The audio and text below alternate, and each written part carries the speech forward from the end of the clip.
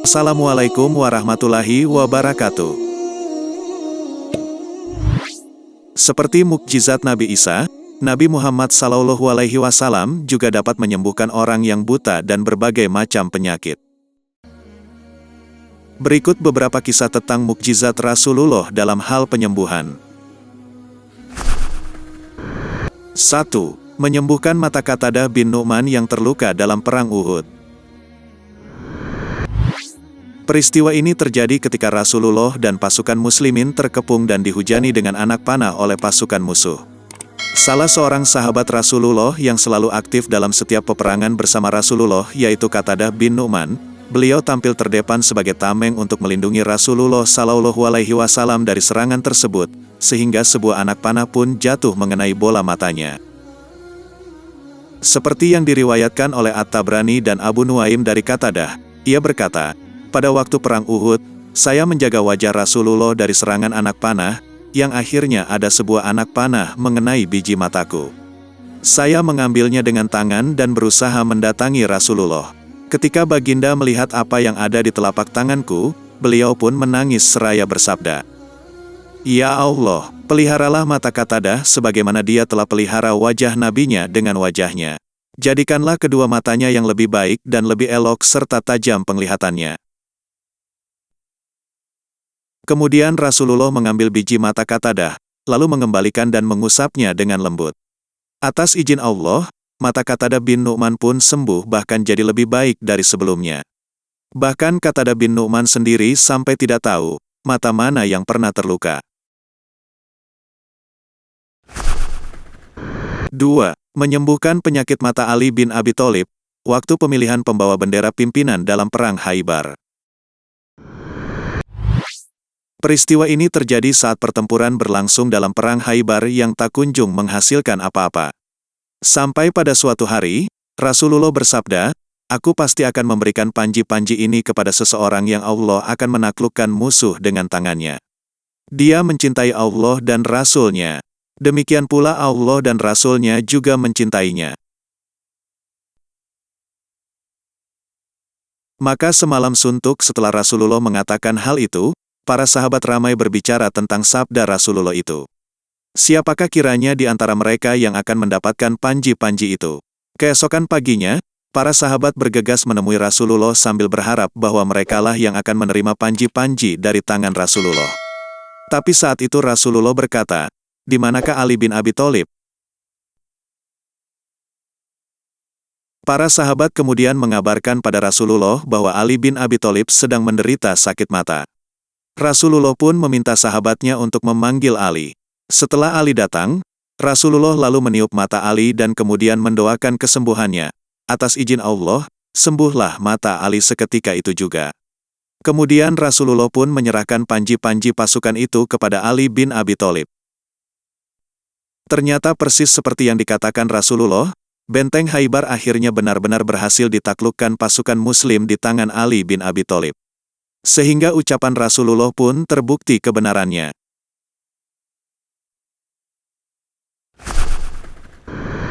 3. Menyembuhkan luka gigitan ular yang diderita Abu Bakar. Peristiwa ini terjadi ketika Abu Bakar sedang menemani Rasulullah bersembunyi di Gua Sur, atas kejaran kaum Quraisy yang begitu bernafsu ingin membunuh Rasulullah. Abu Bakar begitu setia menemani Rasulullah sampai bermalam di gua itu. Abu Bakar bahkan meminta Rasulullah tidur dengan kepala di atas pangkuannya. Saat Rasulullah tidur, Abu Bakar terus terjaga. Dia tidak ingin bahaya datang sampai merenggut nyawa Rasulullah, hanya karena kelengahannya. Meski sangat lelah, Abu Bakar tetap mengawasi keadaan di sekitar. Dia lalu melihat adanya lubang kecil yang merupakan sarang ular. Khawatir ular itu akan keluar, dia menutup lubang itu dengan kakinya sehingga ular itu keluar dan menggigit kaki Abu Bakar. Meski begitu, Abu Bakar tidak ingin tidur Rasulullah terganggu. Dia pun berusaha menahan rasa sakitnya. Karena tidak kuat, Abu Bakar pun sampai menangis. Air matanya menetes mengenai Rasulullah sehingga Rasulullah terbangun dan kaget melihat Abu Bakar menangis. Barulah Abu Bakar berani mengadukan keluhannya. Melihat kaki Abu Bakar terluka, Rasulullah kemudian mengusap luka bekas gigitan ular itu dengan tangannya. Atas izin Allah, luka itu sembuh dan Abu Bakar kembali tenang lalu tersenyum dan disambut Rasulullah dengan senyuman.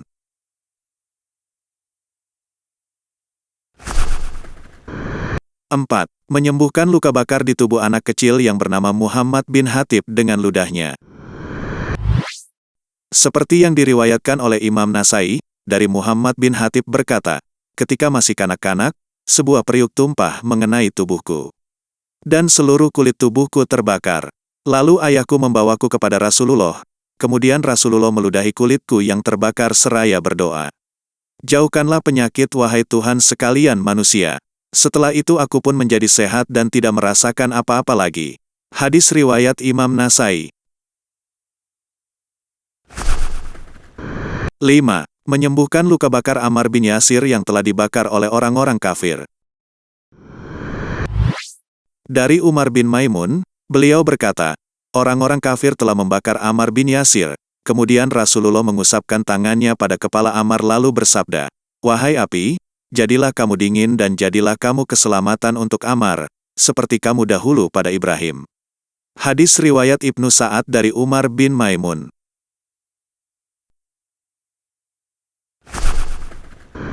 6. Menyembuhkan seorang anak yang bisu sejak lahir sehingga anak itu dapat berbicara.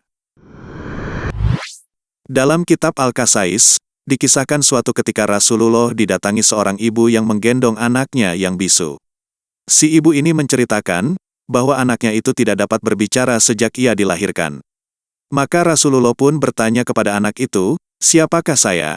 Atas izin Allah anak itu tiba-tiba dapat berbicara dan menjawab, engkau adalah Rasulullah. Hadis riwayat Al-Baihaqi.